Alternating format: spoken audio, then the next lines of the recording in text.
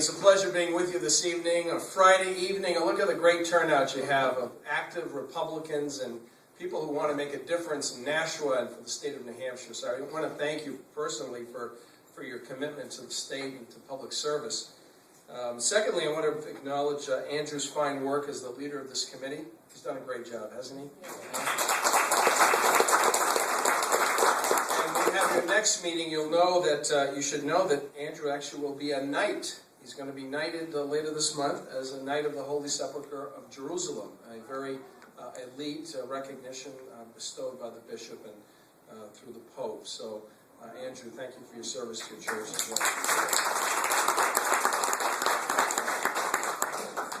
Now, the last time I spoke before the Nashua City Committee was during a primary of recently. 2010, I think, and it was about 2 years ago this month. The first time I came to support one of my first political speeches, I think, in about 14 years. And the speakers before me were David Dean, Mark Cookson, Barbara Presley, and a month later, they all won the election to be your alderman. I hope I bring the same luck tonight to Fred T-Bone, Dan Richardson, to be your alderman, and of course my friend Ed Stebbins, who's a candidate for the Board of Public Works. And Ed, you got signs all over the place. You are working hard. Good luck to you all.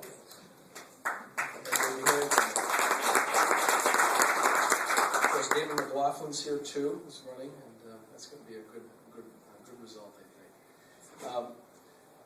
I've been traveling around the state since September 19th to deliver the message I did there in Bedford. My name is Ovide LaMontagne, and I'm a candidate for governor of the state of New Hampshire in 2012.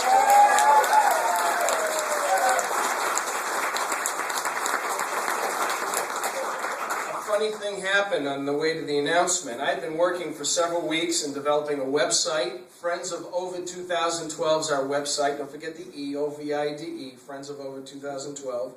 And we've been soliciting really a random sample of the supporters I think we can assemble for our campaign.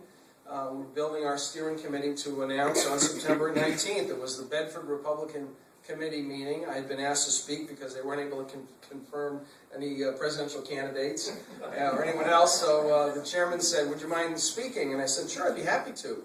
I said, "Do you mind if I make an announcement at your meeting?" He said, "Sure, can I tell people what it is?" I said, "No, you'll have to wait." So I was prepared to speak and announce on September 19th. And of course, the Thursday before that, the governor says he's going to have a press conference. He's going to go to a school in Manchester, and I'm thinking, okay, he's getting ready to run against me. And lo and behold, he announces he's not running for re-election.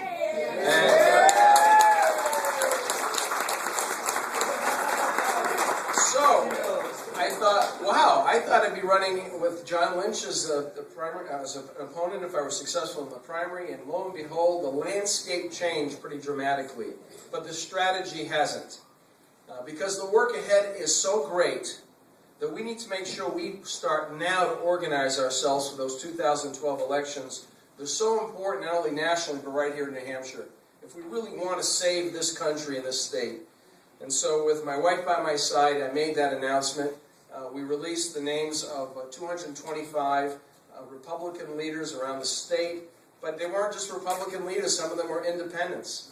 We had a couple Democrats slip into that leadership group, and some independents. We're going to have libertarians and vegetarians, a whole spectrum covered in our campaign. If you're a supporter and we didn't get a hold of you ahead of time, you can imagine we're trying to keep this quiet, right? So we're selecting a few people in different parts of the state and different, professions and all. So we may have overlooked people, and I apologize for that in advance. But you can go on friendsofovide2012.com and sign up and give us your current contact information, and let's get together to work to make the state of New Hampshire the exceptional state that it should be, not only in the region, but in these United States of America.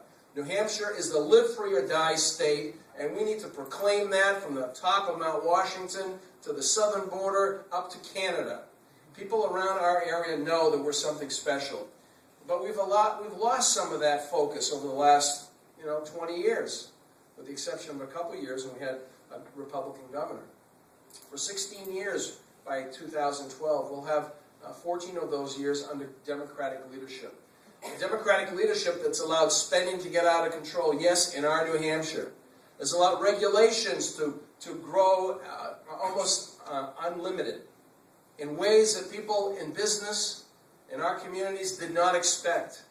We're not seeing dramatic improvement in education, and we're seeing healthcare costs rise exponentially and health insurers not competing in our state. We have a lot of work to do, and if we work as a team and we put in place a Republican legislature, much like it is today, with a Republican governor, we're going to restore the advantage. We're going to restore the New Hampshire advantage in this sense. We're going to try to make government as inconsequential in Concord as we're trying to make government inconsequential in Washington, to borrow a phrase from the utility. And the way we do that is putting government in check. And people said to me, well, you ran for the United States Senate in 2010, so why are you running for governor now? Well, let me just say this to you. I think America is in crisis, and with it, New Hampshire is in crisis. I ran for the United States Senate because I was committed to going to Washington to deconstruct Washington, to bring us back into the four corners of the Constitution, to eliminate, consolidate, and reduce the spending there, and to bring sanity to an insane place within the Beltway, which is known as Washington, D.C. And I came up a little short in that primary, but I'm here to tell you we have a great senator in Kelly Ayotte in Washington, D.C. It is not enough to send people to Washington who believe, as we do, in conservative principles, in the Constitution being a limiting document, not a living document. But we need to make sure we elect leaders at the state level who are there working, pulling in the same direction and telling Washington, get out of the classroom, get out of the operating room, get out of the boardroom of our businesses in our state, and get back into what you're supposed to be doing. If we don't have that kind of conservative leadership at the state level, this work of ours will never be accomplished. What we're going to see is a lot of haranguing going on in Washington and people trying to deal with issues, but we're not going to see the kind of pressure coming from bottom up or top down, depending on your perspective, and I actually believe it's top down. People first, state government second, federal government third. And we need to make sure the states assert themselves. So, for example, what would New Hampshire look like under Ovide LaMontagne as governor? Well, one of the first things I would do is direct the Attorney General to join the lawsuits against Obamacare so we stop that wonderland takeover. And somebody said to me the other day, well, the Attorney General is appointed by John Lynch. What if he ignores you? What if he doesn't do what you ask him to do? I'll bring the lawsuit myself if I have to as the governor of this state. Like a lot of you, I'm about self-help. And I don't need an Attorney General to write the pleadings that I can write. But it takes more than just joining that lawsuit. It takes directing the Department of Health and Human Services to start writing up waiver applications for the healthcare system that's being forced on us and finding every way to block it. And then finally, we'll try to figure out a way to work with it if we have to. But this is a transformative game changer for us if we allow healthcare to be taken over by Washington. Why don't we have more faith in ourselves in America? What has happened to us? Somehow we think, or a lot of our citizens think, the best ideas come out of D.C. We know that's not true. We know that our healthcare system wasn't established because Washington planners said, put a hospital, or how about 2 hospitals in Nashua, 1 in Dover, 1 in Dartmouth, up in Lebanon, or in Hanover, 2 in Manchester, more than that. We did that ourselves. We recruited doctors ourselves. We built that healthcare delivery system bottom up. And I'll be a governor who's going to ask the federal government to block grant healthcare dollars to New Hampshire and let us administer what is best in terms of the delivery system for our senior citizens, for citizens on Medicaid, and get out from under the pervasive and onerous rules and regulations of the healthcare delivery system. And if you don't believe I'm going to do that, then you don't know me well enough, because I will do that.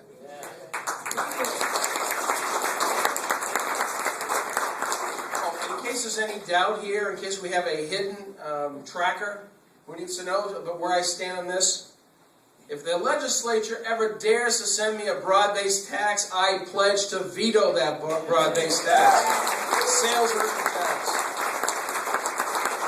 The last thing we need to do to conquer it is give it a spigot of money to turn on. And that's what the broad-based tax is. And New Hampshire's advantage is inexorably tied to the fact that we do not have a broad-based tax. And so I'm committed to make sure we don't have the pressures to have one. I'm committed to make sure we fight the temptation to go down that road. And the best way to do that is to keep spending in check. Secondly, I want you to know that the time for leadership is now in Concord. And the best way to have a leader in the governor's office is to elect somebody who's committed to either sign or veto every piece of legislation that gets to his desk. And that's a pledge I'll make to you. I don't want to be a governor who sits there, watches the budget be put together, have the budget come to him, as our governor just did, throw rocks at it, and let it pass without his signature.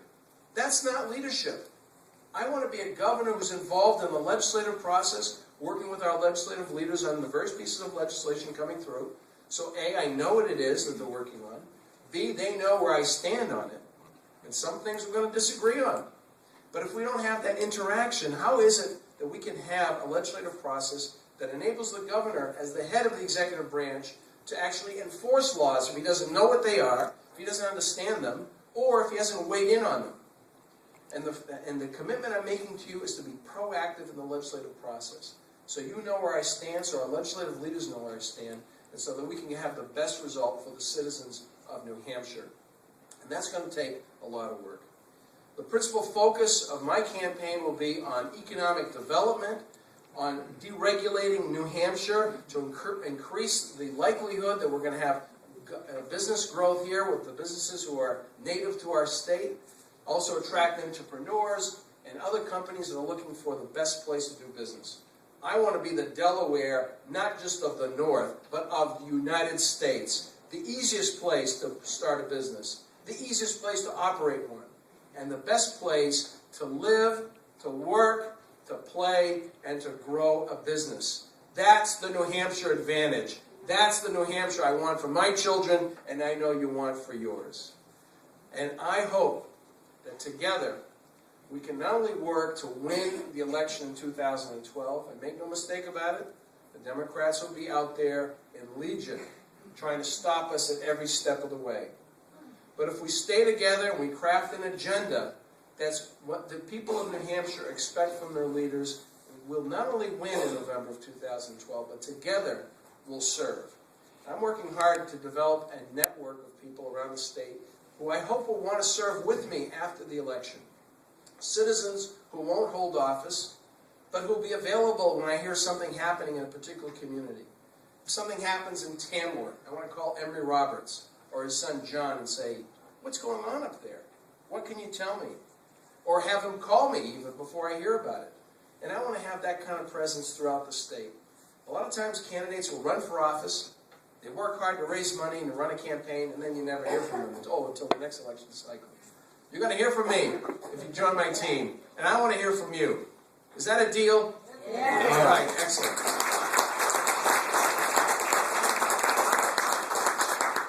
So in closing, at least these remarks, I don't know if there'll be other Republican primary candidates. It doesn't matter to me. I'm going to run hard.